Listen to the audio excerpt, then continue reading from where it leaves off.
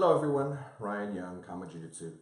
And it's kind of an unusual place for me to talk about Jiu-Jitsu is at my writing board in my office. And the reason why is because Jiu-Jitsu is not all physical. A lot of Jiu-Jitsu is mental, it's philosophical, you have to understand things in your mind. I've heard it referred as human chess by a lot of my students only because your mind has to be very engaged in Jiu-Jitsu, and that's what really was the appeal for me when I started training, was that it's not like just going to the gym and pushing weights frontward and backward and lifting them up and putting them down. Jiu-Jitsu has everything to do with being able to control your body and move your body in certain places and place your weight in certain areas and grip things a certain way and strategize. So yes, now originally, Gracie would talk about how being small, about I think he was 5'7", maybe 5'8", weighed about 140 pounds at his heaviest, how Jiu-Jitsu was his edge in allowing him to deal with much larger people. And the same thing happened for all his sons as well, because they were good sized individuals, but they weren't giants. I think the tallest might have been Royce at about 6'1". The best one was Rickson, 5'9", but he was about 185 pounds. I think he peaked out about 200 pounds during his Vale-Tudo days. But they weren't huge people. For instance, at our Texas school, we've got gentlemen that are 6'4", 6'5", weigh between 250 and 280. And, where their gi size is an A5. And whereas in our California schools, the average is about an A2. And I wear an A1, to give you an idea. So when you're technically ahead of the larger individual, then you end up being at an advantage, because the larger individual in this point in time doesn't really know what's going on. But when you start teaching them how to do the old small man jiu-jitsu, as it's sometimes heard, at some point in time, they're going to catch up their instructor, because that's where the strength and all that comes into play. Now, it's one thing to say that somebody who does jiu-jitsu, it really doesn't matter how strong or how fast you are, but it really is the case when you're going jiu-jitsu against jiu-jitsu. Then size, speed, strength all plays into it in addition to technique. So what we've done at KamaJiuJitsu is basically we've narrowed it down to a simple mathematical formula. How well does one person do versus another? And it's pretty easy. So the way I look at it is this: your technicality plus your physicality equals your game,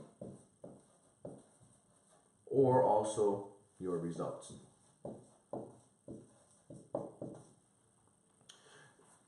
So somebody who's got superior technique but doesn't have much physicality, he'll be at a certain level. So let me go ahead and move this formula here. Just move it up here. We'll call it T plus P equals G. So it'll be up here. T plus P equals G. So when you think about it this way, here's how I explain it to our students. Let's say you have student number 1 and he weighs 150 pounds. And then you have student number 2 and he weighs 250 pounds.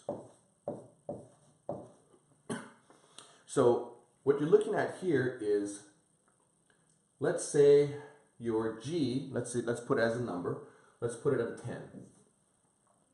Your T, this particular lighter individual is very technically sound, and his T is 8. And his P equals 2. So therefore, 8 plus 2 equals 10. Now this individual, who's 250 pounds, also has a game level at 10. So what that would mean is that they're equal. When they're on the mat and they're training, they go to a stalemate.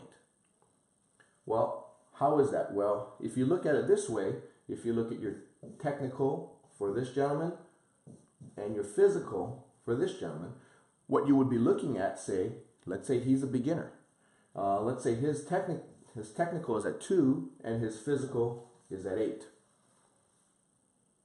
That's how you get to that. So in this case, his physical made up for his lack of technical, and the smaller person, his technical made up for his lack of physical.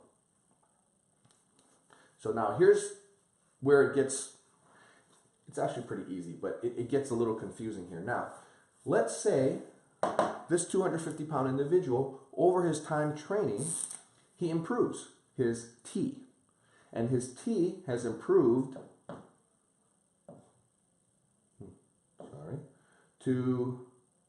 he improved it 2. So now it equals to 4. And he hasn't gotten any bigger, any stronger, so he's still an 8. So now what is his game? 12. So let's say this person here is a black belt. This person here was a white, and now he's a blue. So if you look at it in this particular rationale and formula, this particular person with a technique of 8 still has double the technique of this blue belt, but because of the physical difference, he is now on the losing end every time they train. Does that make sense?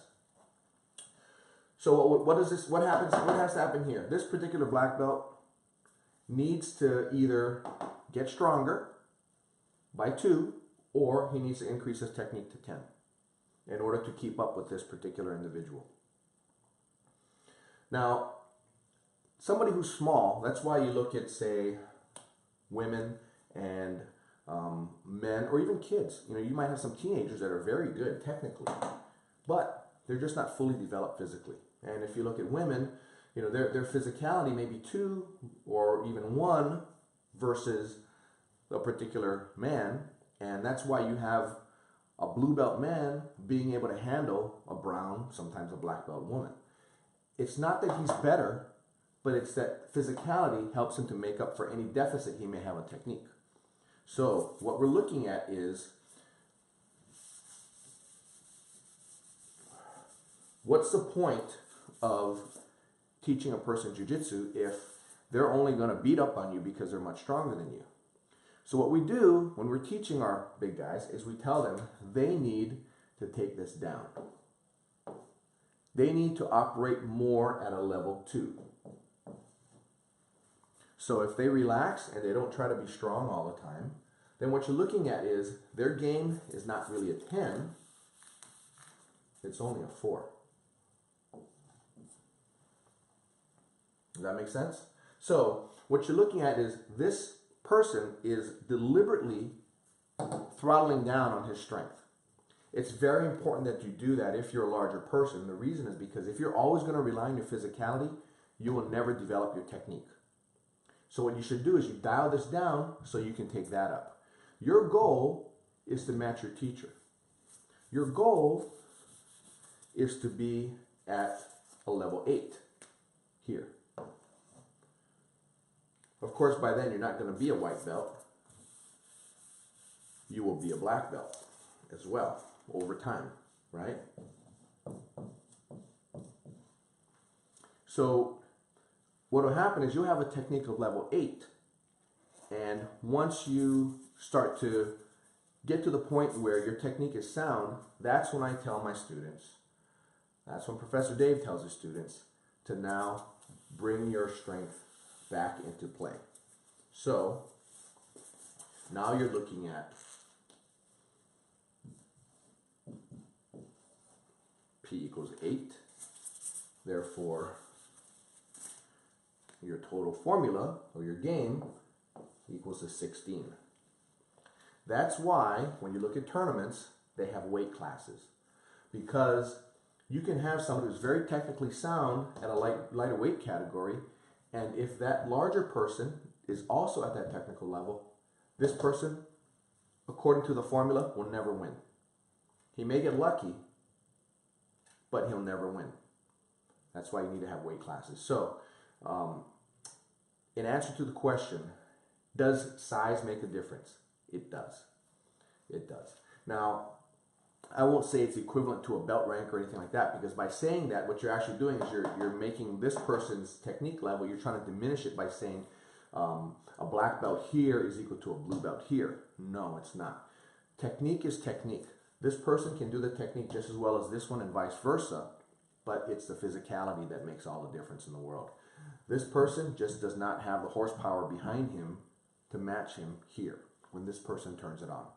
So it's not something that, I know a lot of instructors, if they have these big guys in their class, they'll often hide technique from them because they don't want to be in this type of situation where they have their student having a much better game than they do. But what we need to do as instructors is we need to kind of look at it at this level instead, not at this level, right? So I try to build the technique level of all my students so they're here, and when they get later on, I tell them, bring that back in. Professor Dave would tell me how Rickson called it currency. So everybody has their currency, and their currency is really your physicality. Now, he's saying for the larger members, save your currency. Instead, use my currency. Use your instructor's currency and keep taking money from your instructor to keep building this number higher and higher. And then later on in a contest or a fight, you can now start spending your own currency, if that makes any sense. It worked well for me. I understand it completely. So for you large people, when you're learning the technique, dial this down, because you can always call on it when you need to. Also realize that when you're training with somebody who's 100 pounds lighter than you, that when you bring this back in when you're training, you can be very effective against somebody who's smaller, but it's not necessarily that you're better, right? Let's say you're a 6. Does that make you technically better than them? It doesn't, but you're still going to be 14 up here, which makes you 40% more formula-wise than your black belt instructor here, or your black belt training partner, one of the two.